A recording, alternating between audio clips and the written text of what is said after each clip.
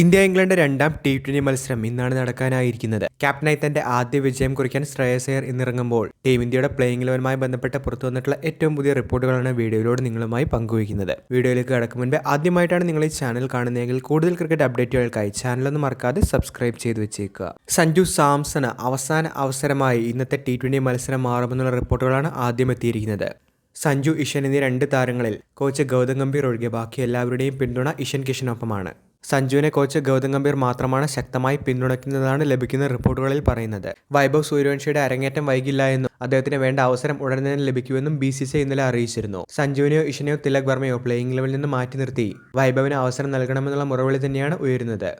ഇന്നത്തേതുൾപ്പെടെ 4 മത്സരങ്ങൾ ശേഷിക്കുന്ന സാഹചര്യത്തിൽ സഞ്ജു സാംസൺ അവസാന അവസരമായി ഇന്നത്തെ രണ്ടാം T20 മത്സരം മാറുമെന്നാണ് ഏറ്റവും പുതിയ റിപ്പോർട്ടുകളിൽ പറയുന്നത്. വേൾഡ് കപ്പിലെ പ്രകടനം ഒഴിച്ചു നിർത്തിയാൽ ബയലാറ്ററൽ സീരീസിൽ രണ്ടക്കം കണ്ട സഞ്ജുവിന്റെ ഇന്നിംഗ്സുകൾ വളരെ വിരളമാണ്. ലോകകപ്പ് ടീം ഇന്ത്യക്ക് നേടിക്കൊടുത്ത സാഹചര്യത്തിലാണ് ടീം മാനേജ്മെന്റ് സഞ്ജുവിനെ പിന്തുണച്ചിരുന്നത്.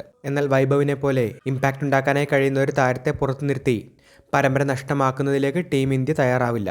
അതുകൊണ്ട് തന്നെ അവസാന അവസരമായി സഞ്ജു സാംസൺ ഇന്നത്തെ T20 മത്സരം മാറും. തിലക് വർമ്മയ്ക്ക് ചിലപ്പോൾ വിശ്രമം നൽകിക്കൊണ്ട് വൈഭവിനെ ടീം ഇന്ത്യ പരീക്ഷിച്ചേക്കുമെന്നും ഏറ്റവും പുതിയ പ്ലേയിങ് ഇലവൻ റിപ്പോർട്ടുകളിൽ പറയുന്നുണ്ട്. പ്രധാനമായും വൈഭവ് സൂര്യവംശിയുമായി ബന്ധപ്പെട്ട ഈ ഒരു റിപ്പോർട്ട് പറയുമ്പോൾ പ്ലേയിങ് ഇലവനിലെ മറ്റൊരു അപ്ഡേറ്റായി വന്നിരിക്കുന്നത് അക്സർ പട്ടേലിന് പകരം വാഷിംഗ്ടൺ സുന്ദർ പ്ലേയിങ് ഇലവനിലേക്ക് എത്തുമെന്നുള്ള ഒരു റിപ്പോർട്ടാണ്. അതുകൊണ്ട് തന്നെ ഇന്ന് രണ്ടാം T20ക്കുള്ള ടീം ഇന്ത്യയുടെ പ്ലേയിങ് ഇലവൻ എന്ന് പരിഗണിക്കുകയാണെങ്കിൽ സഞ്ജു സാംസൺ, അഭിഷേക് ശർമ്മ, ഇഷൻ കിഷൻ, ശ്രേയസ് അയ്യർ, തിലക് വർമ്മ അല്ലെങ്കിൽ വൈഭവ് സൂര്യവംശി, ശിവം ദുബെ, ഹർഷിത് റാണ, അക്സർ പട്ടേൽ അല്ലെങ്കിൽ വാഷിംഗ്ടൺ സുന്ദർ, രവി ബിഷ്ണോയ്, അർഷ്ദീപ് സിംഗ്, വരുൺ ചക്രവർത്തി എന്നിവരായിരിക്കും ഇലവനിൽ ഉണ്ടാവുക.